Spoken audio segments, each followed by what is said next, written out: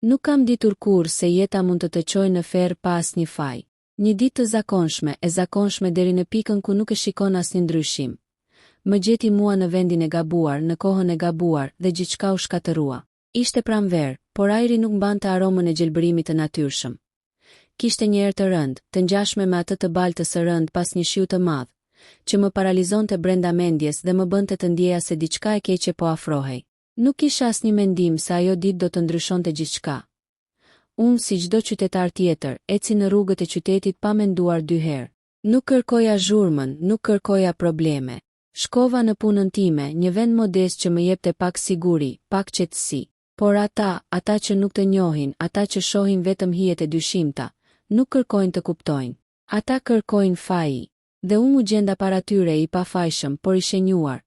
Në atë moment kur trokitën në derën time, nuk e kuptova se çfarë po ndodhte. Policia nuk vinte për një zhurmë të vogël, nuk vinte për një raport të gabuar.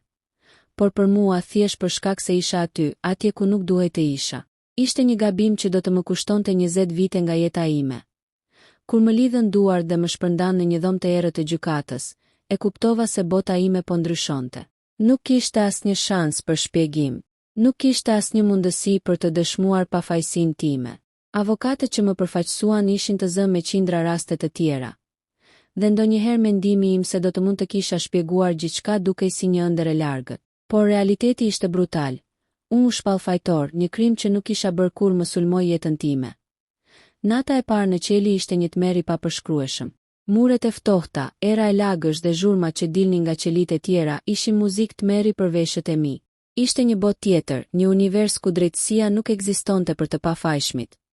Ku çdo hap që merri ishte një hap drejt humnerës së pafundme. Më duhej të mësoja rregullat e fshehta të atij vendi, të mbietoja mes atyre që kishin bërë krime reale dhe nuk nguronin të tregoheshin brutal. Disa muaj të parë ishin më të vështirë. Mësoja të mos besoja askënd, të mos shfaqja ndjenja, të mos tregoja asnjë dobësi. Në fillim, çdo fjalë që thosha ishte ngatëruar dhe çdo gjest i imi mund të interpretohej keq. Mësova të flisja me heshtje, të flisja vetëm kur ishte e domosdoshme, dhe të shihja gjithçka me sy kritik. Ishte një shkollë e ashpër e mbijetesës që më ndryshoi thelbësisht. Por ndonse trupi im u mësua me rregullat e ashpra të burgut, shpirtin e kisha të plagosur. Çdo ditë mendimet më shpërndaheshin. Pse unë? Si mund të ndodhë që të pafajshmit të ndëshkohen dhe kriminalët të shkojnë të lirë? Ishte një pyetje që më shoqëronte natë e ditë, duke më marrë frymën dhe duke më lënë të mendoja se ndoshta askush nuk e kupton dot dhimbjen e një njeriu të pafajshëm. Kohë pas kohe, përpiqesha të gjeja shpresa të vogla. Një libër që më ofrohej nga një burgosur mësoja të lexoja mes rreshtash. Një dritare vogël që lejonte diellin të hynte në qeli. Biseda të rralla me gardianët që ishin të sjellshëm. Këto gjëra të vogla shpesh më mbanin gjallë, sepse kuptoja se jeta nuk ishte krejtësisht e humbur, por gjithmonë ishte e pranishme pyetja. Sa kohë do të duhet të kaloja në këtë ferr të pafund? Dhe pastaj ndodhi ajo që nuk e prisja. Pas një hetimi të gjatë që zgjati vite të tëra, doli e vërteta. Një gabim identiteti, një dëshmi e reme, një gabim procedural, çdo element që më kishte çuar në këtë burg u zbardh. E pafajshmëria ime u provua dhe drejtësia, megjithse vonë më solli lirinë. Dalja nga burgu ishte e pazakont. Ajri i jashtëm më goditi fytyrën si një shpërthim lirie që nuk mund ta shpjegoja me fjalë. Çdo hap që hidhja ishte i çliruar, por gjithashtu i mbushur me dhimbje për vitet e humbura. Ishte një ndjenjë përzier, gëzim dhe trishtim, hakmarrje e paformësuar dhe lehtësim i papërshkrueshëm. Kur u përballa me familjen time dhe miq që më kishin humbur, lotët nuk pushonin. Çdo përqafim ishte një rikuperim i pjeshëm i kohës së humbur. Por edhe pse kisha dalë lirë, mbartja plagën e përjetshme të padrejtësisë. Liria ime nuk mund të kthej kohën. Nuk mund të zhbëj çdo vuajtje dhe çdo moment të jetuar në një ferr që nuk e kisha merituar. Ditët e para në burg ishin një përballje vazhdueshme me realitetin. Nuk ishte thjesht mungesa e lirisë, por çdo gjë rreth meje më tregonte se isha futur në një botë ku drejtësia nuk kishte kuptim. Muret e qelive ishin të mbushura me histori të errëta. Fytyra që shihje ishin shenja të një jete të humbur. Dëgjoje ulërimën e të tjerëve, dëgjoje zhurmën e hapave të shpejt në korridore. Dhe gjithmonë ndjeje këtë tension që nuk të linte të qetë. Në fillim, çdo kontakt me të burgosurit të tjerë ishte një provë. Ata e ndjenin pasionin e fshehur, tensionin dhe mundësinë për të shfrytëzuar një të pafajshëm ishte e madhe. Një burr i quajtur Marco, me një histori të errët në polici, Më mësoj rregullat e para të mbijetesës. Këtu nuk ka miqësi të vërtet. Vetëm ata që nuk të duan mund të bëjnë gjithçka për ty, dhe ata që duken të sjellshëm mund të jenë më të rrezikshëm se të tjerët. Fillimisht nuk kuptoja pse fjalët e tij më shkonin kaq thellë, por me kalimin e ditëve, çdo moment i vogël tregonte të vërtetën. Një drekë e përbashkët ishte një lojë fuqie. Një vështrim i gabuar mund të shkaktonte konflikt. Madje edhe vendi ku ulesha në oborin e burgut kishte rëndësi. Çdo vend kishte një hierarki dhe unë duhej të mësoja të mos e sfidoja të pakuptuar rregullat. Shumë herë mendoja për familjen time. Fotografitë e tyre që kisha fshehur në çarçafët e shtratit ishin gjithçka që më lidhte me botën e jashtme. Kujtimet e dhomave të ngrohta, aromës së bukës së pjekur nga nëna ime, zërave të miqve që buzëqeshnin, çdo kujtim ishte një qiri që ndiste shpresën. Por pas një kohe fillova të ndjej se kjo shpresë po thyhej në peshën e realitetit. Nata e parë pa gjumë ishte më e rëndë se çdo ditë tjetër. Një të burgosur i moshuar më tha, gjumë nuk fiton liri. Gjumë fiton vetëm ata që mund të durojnë ferrin. Dhe ai kishte të drejtë. Duke fjetur, rrezikoje të humbje vëmendjen dhe kjo mund të çonte në përleshje ose dëm. Mësoja të qëndroja zgjuar, të mbaja mend çdo gjë, të lexoja çdo shenjë. Një tjetër aspekt i rëndësishëm ishte izolimi emocional. Në qeli, të lidhur me njerëz që nuk e dinin çfarë ishte besimi ose respekti, nuk mund të tregoja asnjë dobësi. Një ditë, kur u përpoqa të qaja, një i burgosur më tha me një ton të qartë, tregu dobësi këtu dhe do ta paguash shumë. Ishte dhimbshme, por duhej të mësoja të duroja dhe të mbaja gjithçka brenda. Me kalimin e muajve, krijova rutina që më mbajnë gjallë. Çdo ditë ishte një test fizik dhe emocional. Ushqimi i dobët, mungesa e higjienës dhe konfrontimet e vazhdueshme krijuan një jetë ku çdo moment ishte një përpjekje për mbijetesë. Mësova të lexoj fytyrat, të dalloj motivet, të kuptoj kur një njeri kërkon konflikt dhe kur kërkon aleancë. Për fat, takova disa individ që ndonse po jetonin në të njëjtin ferr, kishin ende një pjesë të shpirtit të tyre të lirë. Një grua e quajtur Elisa më tregoi se si të shfrytëzoja njohuritë për të mbijetuar dhe të gjeja mënyra për të ruajtur shpresën. Ajo më tha, liria nuk vjen vetëm nga dalja, vjen nga mënyra si e mban shpirtin të lirë këtu brenda. Fjalët e saj mbetën të stampuara në mendjen time dhe shpesh, kur nuk mund të gjeja asnjë shpresë, i kujtoja ato. Një pjesë tjetër e historisë time ishte përballja me padrejtësinë e gjyqit dhe korrupsionin që më kishte çuar aty. Kujtoja çdo detaj. Mënyrën se si dëshmitarët e Remu mbështetën, mënyrën se si prova u manipulua dhe mënyrën se si avokatët nuk kishin forcën të më mbrojnë. Për vite të tëra, kjo padrejtësi ishte një plagë e hapur. Por mbajtja e dhimbjes brenda pa u shndërruar në urrejtje ishte një sfidë që më ndihmoi të mbaja integritetin tim. Me kalimin e viteve, u bë qartë se burgu nuk ishte vetëm një vend fizik. Ishte një shkollë e dhimbshme për të kuptuar se sa e fortë mund të bëhet një njeri kur gjithçka tjetër është kundër tij. Mësoja të bëja miqësi të kufizuara, të ndihmoja të tjerët kur ishte e mundur, por gjithmonë duke ruajtur veten. Mësoja të falja brenda shpirtit tim, ndonse gjithçka jashtë shpirtit ishte e egër dhe e papërshkrueshme. Një moment i veçantë që më ndryshoi ishte kur një i burgosur i ri, i friksuar dhe i pafajshëm si unë dikur, erdhi pranë meje duke kërkuar këshilla. Ishte një reflektim i tragjedisë që kisha përjetuar. Si një njeri mund të rrezikojë jetën dhe lirinë vetëm për një vend dhe kohë të gabuar. Duke ndihmuar atë, ndjeva një pjesë të shpirtit tim të lirë rikthyer. Gjatë gjithë këtyre viteve, mendova shumë për drejtësinë, për jetën, për universin që ndonjëherë mund të jetë i padrejtë dhe i pamëshirshëm. Shumë netu kaluan duke folur me veten, duke pyetur pse ndodhi kjo, dhe duke kërkuar kuptimin e një feri që nuk kisha merituar. Por brenda këtij feri mësova të jem më i fortë, më i durueshëm dhe më i mençur. Dhe pastaj pas plot 20 vitesh, erdhi lajmi që nuk e prisja më, e vërteta doli në shesh. Dokumente që ishin manipuluar, dëshmitarë që kishin gënjur. Të gjitha provat që më kishin dëshkuar, tani ishin shkelur një nga një. Më shpallën të pafajshëm dhe liria, e cila duke si ëndër e largët, u kthye realitet. Kur hapa portën e burgut për herë të fundit, ndjeva një kombinim emocionesh që nuk mund ta përshkruaja me fjalë. Çdo hap ishte një rikthim i jetës, por gjithashtu një kujtesë e dhimbjes që kisha përjetuar. Ishte një çlirim i përzier me trishtim, sepse 20 vitet e mia nuk do të ktheheshin kurrë. Por ishte gjithashtu një mundësi për të filluar përsëri. Dalja nga burgu ishte vetëm hapi i parë drejt një lirie të re, por ajo që shumë kush e quante lirësi, ishte në fakt fillimi një udhëtimi krejtësisht të ri. Më të vështirë se çdo ditë e kaluar brenda mureve të ftohta të qelisë. Liria kishte erë të panjohur dhe çdo hap në rrugët e qytetit më duke i çuditshëm, i huaj. Ajri jashtëm nuk ishte më vetëm oksigjen. Ishte një kujtesë e asaj që kisha humbur, një pasqyrë çdo çasti që nuk do të kthehej. Familja ime më priti me lot dhe përqafime që shndërruan dhimbjen e viteve në një moment të pakrahasueshëm. Nëna ime, e plakur nga vite frike dhe shqetësimesh, nuk mund të ndalonte së qari. Babai im, i cili kishte humbur çdo fjalë të mirë për shkak të tmerrit që kishte ndjer, më shikonte si dik që kishte kaluar ferin dhe kishte dalë më i fortë. Miqtë e vjetër, të cilët kishin humbur kontaktin me mua gjatë viteve, erdhën duke më shikuar me habi, sepse nuk kishte gjasa që dikush të mbjetonte kaq gjatë pa humbur shpresën. Por ndonse gjithçka dukej si një rikthim në normalitet, realiteti i jashtëm ishte më i vështirë se burgu. Shumë gjëra kishin ndryshuar, njerëzit kishin vazhduar jetën e tyre. Dhe unë isha një i huaj në botën që dikur e njihja si shtëpi. Shumë miq kishin ikur, shumë vende që njihja ishin zhdukur ose ndryshuar, dhe marrëdhënie që kisha lënë pas nuk mund të riktheheshin menjëherë. Fillimisht përpiqesha të gjeja punë. Ishte çuditshme të kthehesha në një treg pune ku çdo kandidat kishte eksperiencë dhe aftësi që unë nuk i kisha pas 20 vitesh të humbura. Ndërsa të tjerët kishin ndërtuar karrierë, familje dhe rrjete sociale, unë ndihesha si dikush që sapo kishte dalë nga një tjetër epokë. Ishte një ndjenje përzier. Euforia e lirisë dhe frika e realitetit që më sfidonte çdo hap. Një nga momentet më të vështira ishte përballja me njerëzit që dikur më kishin akuzuar ose që kishin besuar në fajin tim. Shumë prej tyre nuk kërkuan falje. Disa refuzuan të më njohin si dikush tjetër përveç të fajshmit që ishte në burg.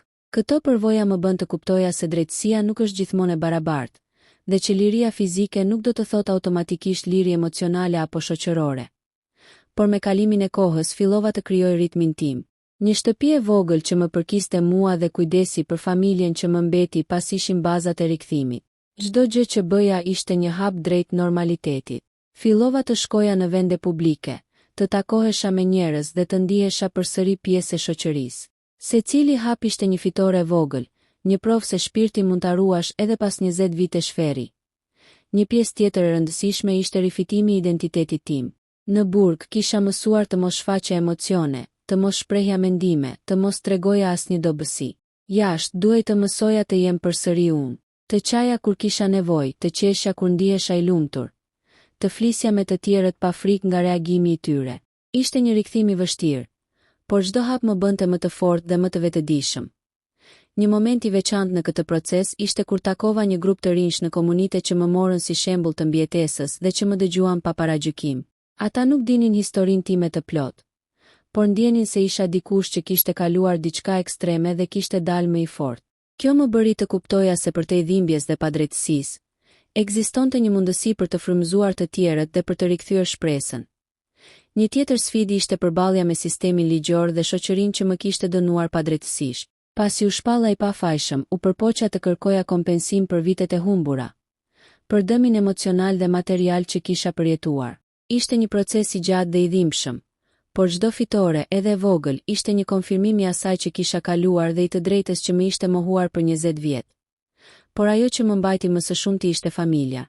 Rilidhja me prindërit, me motrën dhe me miqtë që më kishin pritur me durim ishte një terapi e vërtetë. Çdo bisedë, çdo përqafim dhe çdo moment i ndarme ta më rikthente pjesë nga jeta që kisha humbur. Shumë herë mendoja për ditët e qelisë, për ato net kur mendja ime fluturonte te kujtimet e fëmijërisë dhe shpresoja të kthehesha aty ku isha dikur. Tani, çdo përqafim me familjen ishte një mënyrë për të shëruar plagët. Në këtë periudhë, mësova se liria nuk është vetëm mungesa e mureve të ftohta. Liria është të jesh në gjendje të jetosh, të marrësh vendime, të ndihesh pjesë e botës dhe të rikuperosh pjesë nga vetja që kishte humbur. Çdo ditë ishte një sfidë, një provë e vazhdueshme për të ruajtur integritetin dhe për të mos u dorëzuar ndaj hidhërimeve të së kaluarës. Pas rikthimit në shoqëri dhe fillimit të një jete normale, dita pas dite kuptova se liria fizike ishte vetëm një pjesë e udhëtimit tim.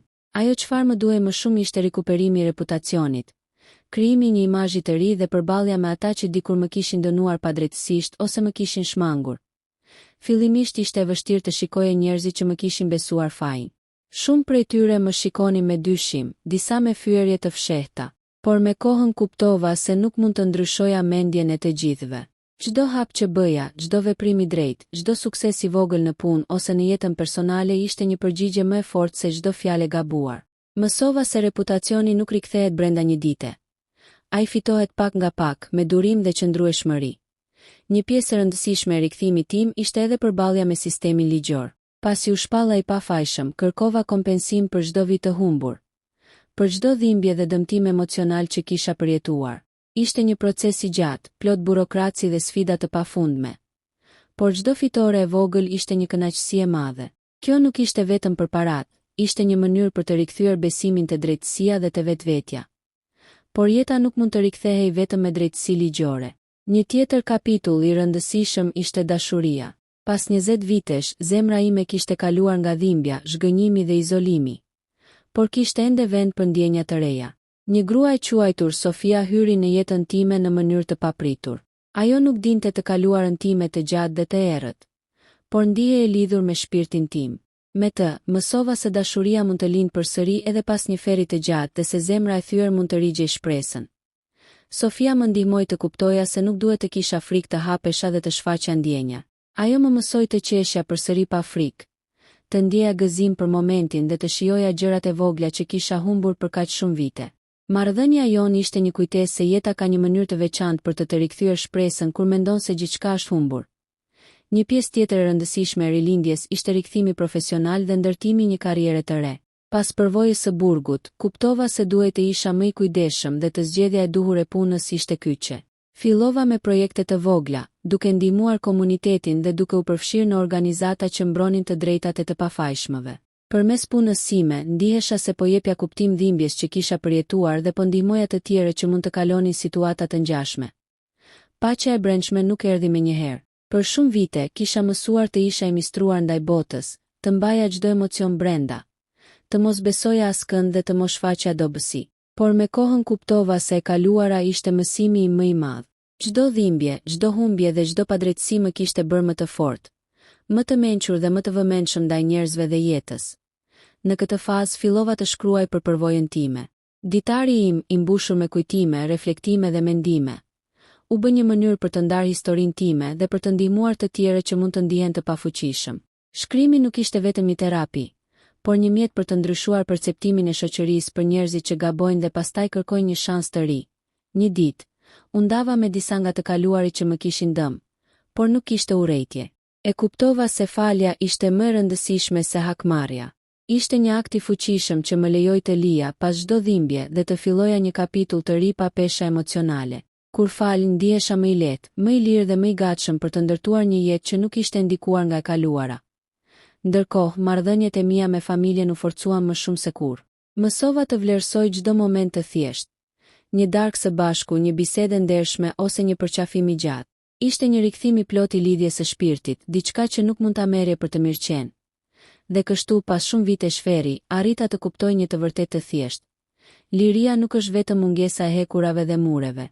Liria është të jesh në paqe me veten, të kesh mundësinë për të ndërtuar jetën që dëshiron, të duash dhe të lejosh të tjerët të duan, dhe të ndihmosh ata që janë ende në errësirë. Përfundimisht, çdo hap, çdo përpjekje dhe çdo moment i dhimbjes që kisha kaluar më kishte formuar në një njeri më të fortë dhe më të mençur. Jeta ime nuk ishte më e njëjtë si para burgut, por ishte e plot, e vlerësuar dhe e mbushur me kuptim. Feri më kishte marrë 20 vite, por më kishte dhënë një mësim të çmuar. Se njeriu mund të mbjetojë, të rigjej dashurinë dhe shpresën dhe të lindë përsëri, edhe pas errësirës më të gjatë.